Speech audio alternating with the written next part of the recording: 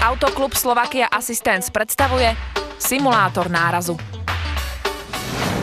Jednou z najčastejších príčin úmrtia a ťažkých úrazov pri dopravných nehodách je, že vodiči nepoužívajú bezpečnostné pásy.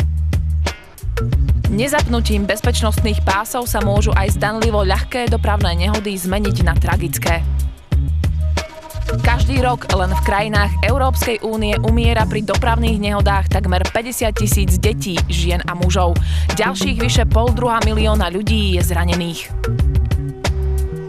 Hlavným motom činnosti Autoklubu Slovakia Assistance je bezpečnosť motoristov na cestách. Aj preto ASA pripravila projekt zníženia počtu smrteľných úrazov v cestnej premávke pri využití zariadenia simulátor nárazu. Spoločnosť Autoklubu Slovakia Assistance má k dispozícii vlastný simulátor nárazu. Simulátor je 7,5 metra dlhá naklonená rovina, po ktorej jazdí dvojkolesový vozík s hmotnosťou 300 kg, predstavujúci kabínu osobného automobilu. Obidve sedadlá umiestnené za sebou sú vybavené trojbodovými samonavíjacimi bezpečnostnými pásmi. Sklon aj dĺžka dráhy vozíka sú vypočítané tak, aby zariadenie simulovalo náraz skutočného automobilu na pevnú prekážku pri rýchlosti 30 km za hodinu.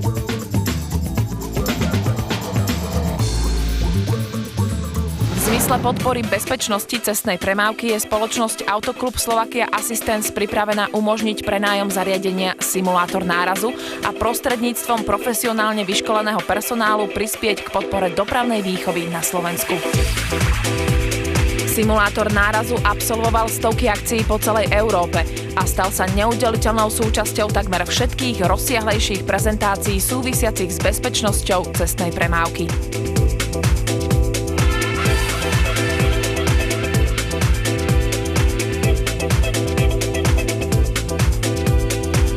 Do bezpečnostnej kampane, ktorá zdôrazňuje dôležitosť používania bezpečnostných pásov, sa zapojil aj niekoľkonásobný svetový šampión Formuly 1 Michael Schumacher.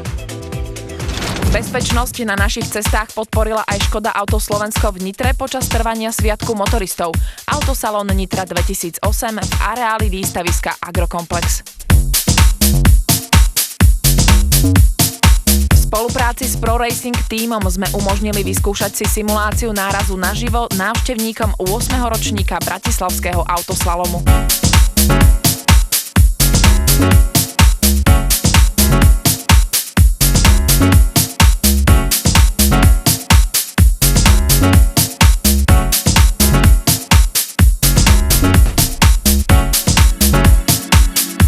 Je jasné, že toto zariadenie prevádzkované ASou veľmi názorne demonštruje význam používania bezpečnostných pásov v automobile a úzko súvisí s propagáciou bezpečnosti premávky na bežných komunikáciách. Prispejte aj vy k dôslednej propagácii bezpečnej jazdy.